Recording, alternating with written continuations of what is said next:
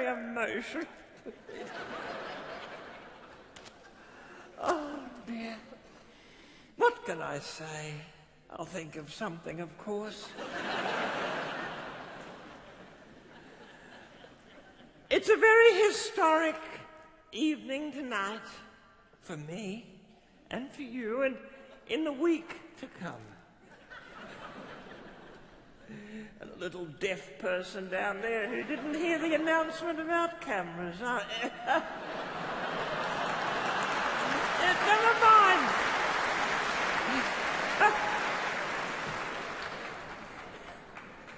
Oh, yes, darlings, because this tonight is my first public appearance since my total retirement.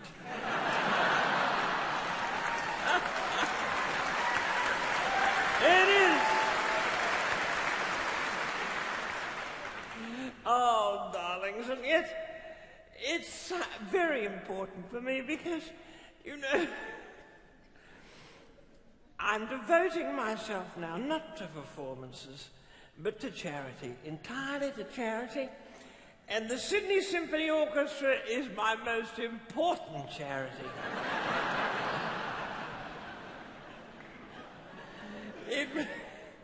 It's right up there with the prostate possums, it is. Think about that for a moment, will you? There's a funny little unhappy woman there shaking her head. We get a lot of people from institutions in my shows. There are just a few little empty seats, and I should point out to you tonight that this is a full house, isn't it magnificent? And these are sold. They're not empty seats. They're sold to people called subscribers. Now, subscribers are generally very comfortably off. They live in Point Piper, they live in Darling Point, Rose Bay, lovely Vaucluse, Bellevue Hill, and they buy tickets to beautiful attractions like this, and then they die. They do so.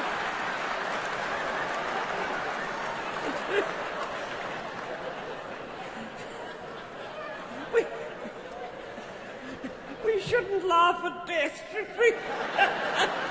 Not yet, anyway, possums. So these are not empty seats per se. They are red plush tombstones in memory of subscribers, and we will have a moment's silence for them later tonight. Oh, yes, of course, it's an important week because on Tuesday there's a memorial service here for a dear friend of mine, little Hazel Hawke, bless her heart. And it'll be a lovely, lovely service here in this marvellous auditorium. And present at little Hazel's memorial will be our own Prime Minister. And it is historic because it's the first time she's ever set foot in this building. I don't think that comes as a surprise to anybody.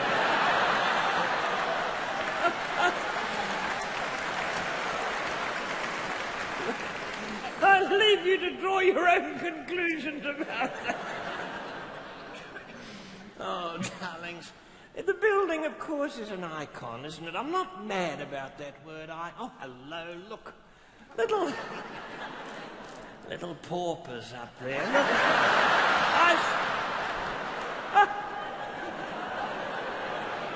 Hello, paupies, hello! Listen to their wistful cry. I shouldn't call them paupers, should I? Because that's politically incorrect. I should call you something much nicer, something a little bit upmarket, something slightly French. Les Miserables, that's what I'll call it. My little Missy's up there. Lovely. Oh, dear. But no, icon. I'm not. I even have been called an icon. I was at a charity lunch. I must keep remembering you're here. I was I'll think of something to do with them very soon. But I was at a charity lunch in Canberra, and a woman next to me said, she sat next to me and she said, oh, she said, I can't believe it. She said, there are 2 icons here today. I said, a little modern with my characteristic modesty. I said, and who might they be? Well, she said, there's you. And look, there's Molly Meldrum over there.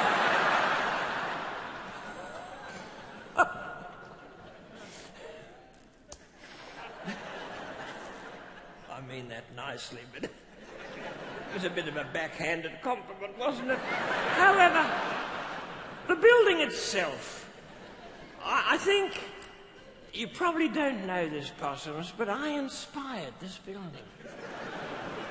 It was a long time ago. I go back a long, long way. And they called me from Government House. And they said, Edna, there's a little Danish man in town. A little Danish chappie. From Denmark, as a matter of fact, they said. And they said, he's thinking of submitting an idea for the new opera house.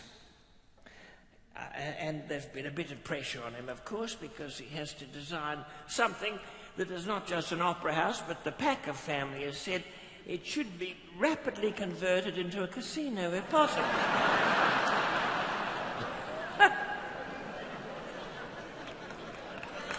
They did. And it would have to have a very high-up balcony, so that unsuccessful Chinese gamblers could jump.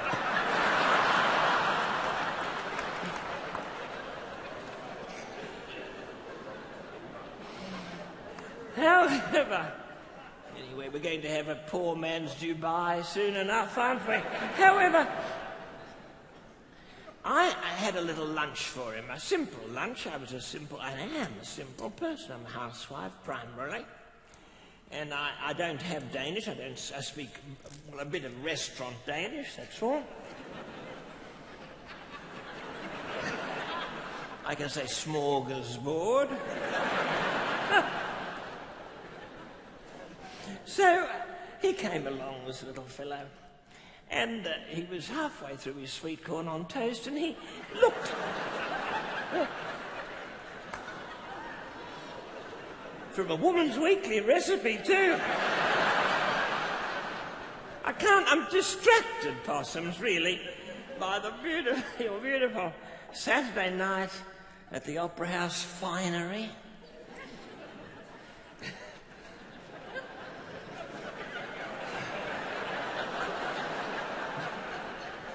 You've gone to a bit of trouble, haven't you?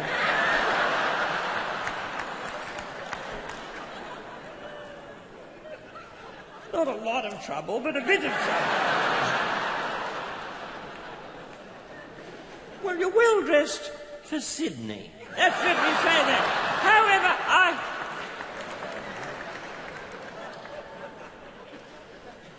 he was looking at my serviettes, because I'd folded them all myself, beautiful serviettes round the table.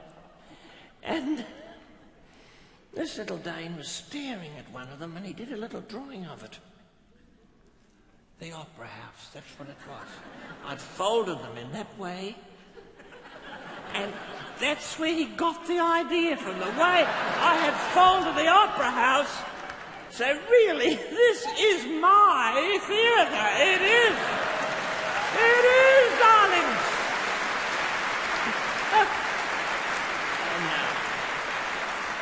No.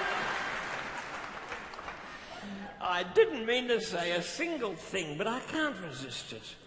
There's nothing like retirement to bring out, the adrenaline and all that sort of thing.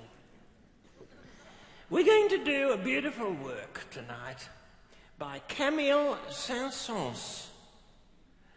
He spelt Saint Sains.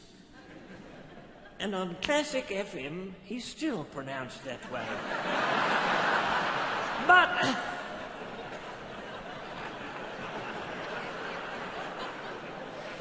we know better, don't we, possums? Especially you. However, it's called the Carnival of the Animals. It's... oh, your woman leaving already. You all right, darling? Oh, dear.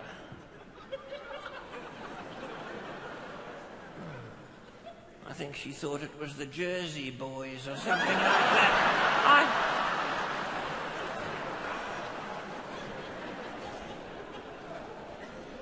Hello, Mrs. However,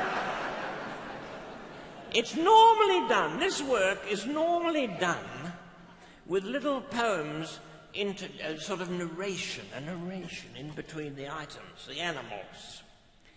And it's been written by a lot of different people. I mean, Ogden Nash, a Canadian, and Noel Coward has done some. Even our own wonderful cartoonist Lunig has done some poems. But none of them I thought were any good at all. And I've written my own. So we're going to listen to my...